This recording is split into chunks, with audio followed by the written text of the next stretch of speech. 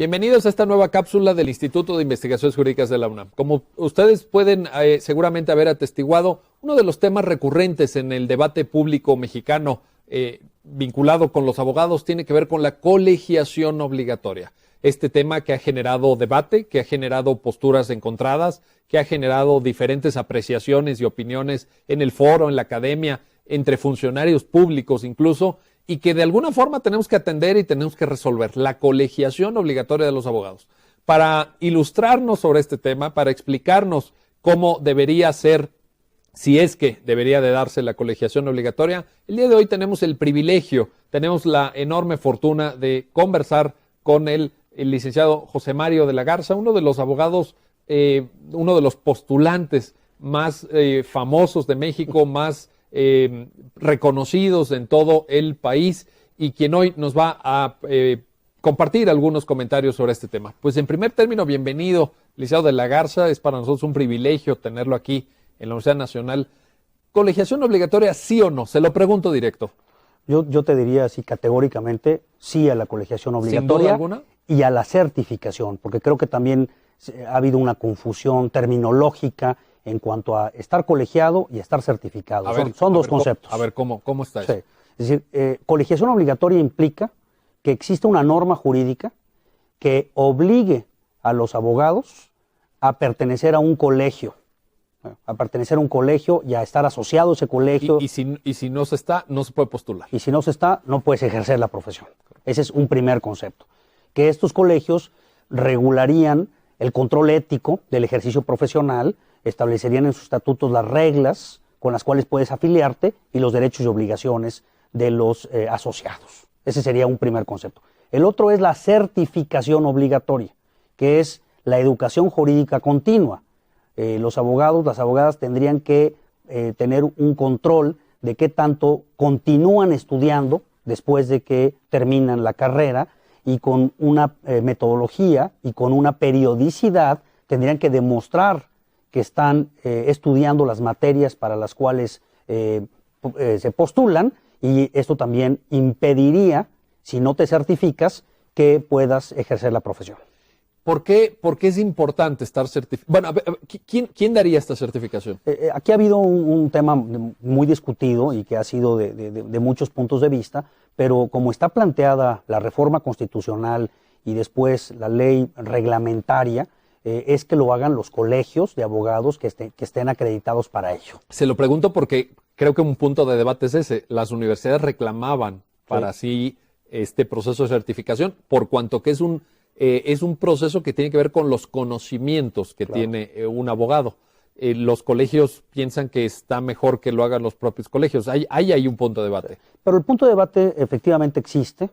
Ha habido manifestaciones de universidades, tanto públicas como privadas, cuestionando la reforma que se propone, pero creo que el punto se podría resolver estableciendo un sistema de puntaje o un sistema de meritocracia de manera objetiva que permita que un abogado tome los cursos en cualquier institución, universidad pública o privada, o en un colegio, y establecer un criterio de cuántos puntos te dan estas acreditaciones de educación continua, de forma tal que diríamos, por poner un ejemplo, para que un abogado en México pueda ejercer la profesión, requiere tener 100 puntos.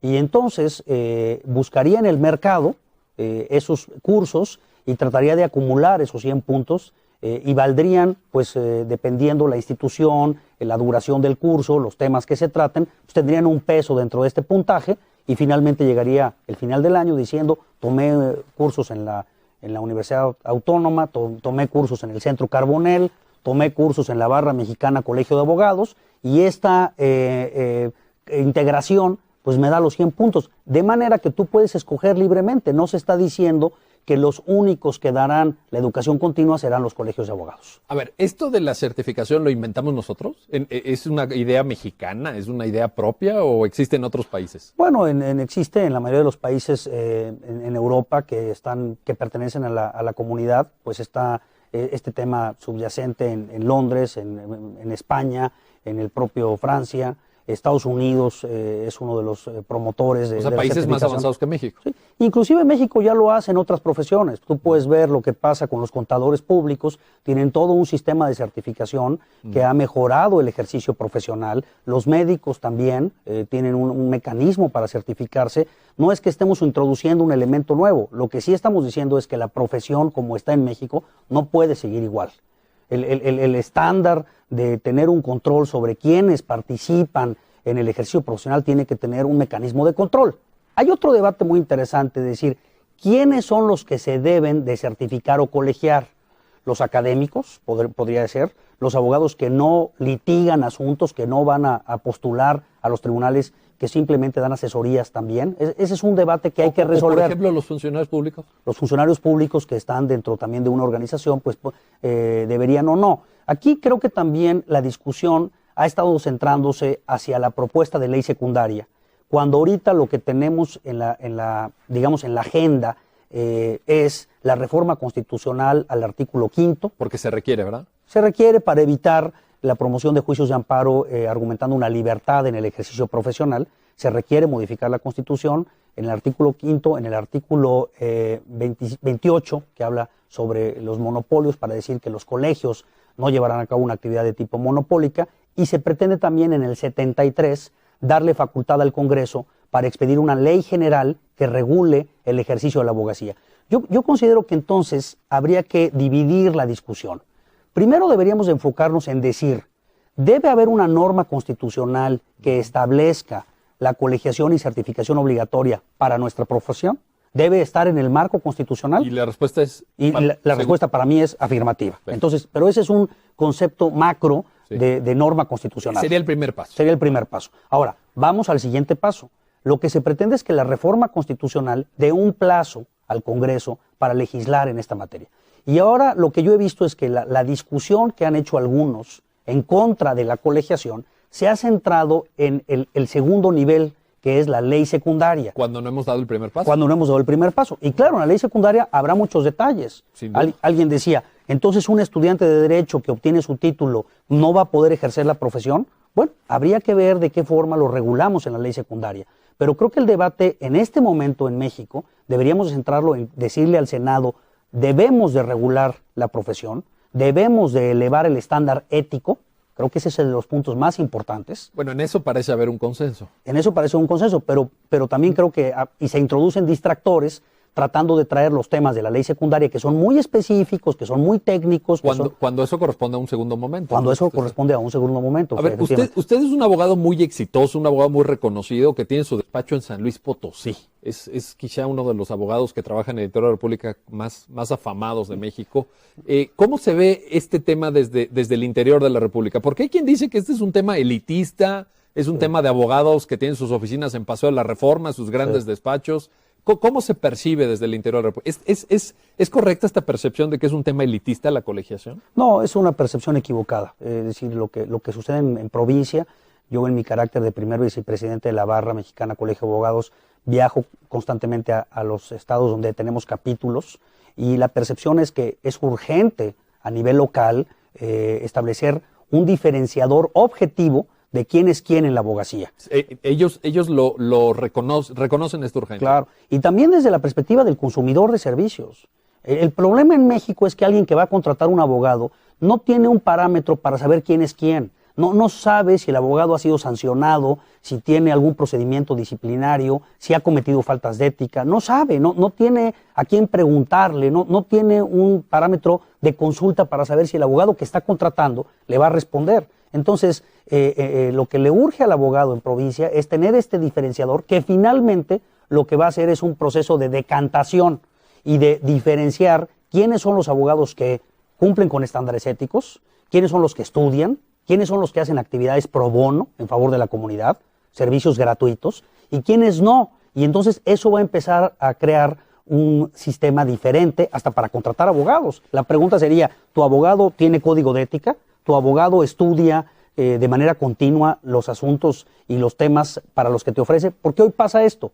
Abogados que ofrecen ser asesores de cualquier materia, ¿no? Igual llevan un asunto en materia familiar que un juicio de amparo. pues eso sabemos que en la práctica es imposible. Es imposible, no se Tienes puede. que especializarte. La pregunta para un consumidor sería, ¿el abogado que estás contratando tiene esa experiencia, está tomando cursos, está actualizándose o simplemente obtuvo su cédula en 1970 y no ha vuelto a tomar un curso? Creo que eso es, me parecería que en eso no hay discusión.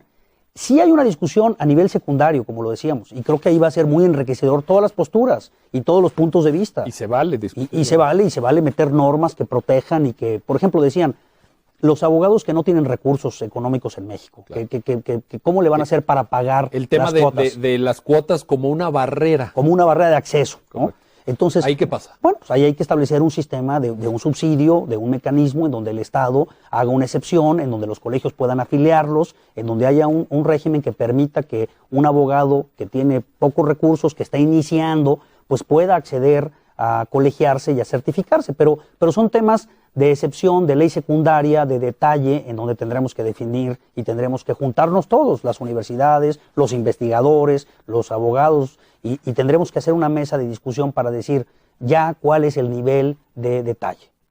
Bueno, pues tenemos mucho por platicar, mucho por pensar, mucho por reflexionar. Muchísimas gracias. Gracias licenciado por la José Mario de la invitación. Es un placer siempre estar aquí con ustedes. Bueno, muchísimas gracias. Pues como ven, el tema de la colegiación, que es un tema recurrente en estas conversaciones del canal de YouTube del Instituto de Investigaciones Jurídicas de la UNAM, da para mucho debate, da para escuchar a muchas posturas, pero lo cierto, recupero una reflexión de José Mario de la Garza, lo cierto es que nadie puede estar satisfecho con cómo estamos ahorita. Podemos pensar una cosa, podemos pensar otra sobre la colegiación, podemos entrar a detalles, podemos abonar a la discusión sobre la reforma constitucional que habrá que dar y habrá que aprobar en su momento, pero lo cierto es que nadie puede decir que estamos 100% satisfechos en cómo se ejerce y el nivel de ejercicio en el plano de la ética, de la actualización, de la seriedad y responsabilidad con que se ejerce la abogacía. Y a partir de ahí discutamos, a partir de ahí analicemos, a partir de ahí generemos debates, pero con el ánimo de mejorar, porque hay mucha cancha de mejora y porque esa mejora va a repercutir finalmente en la seguridad jurídica que tanto necesita México. Muchísimas gracias.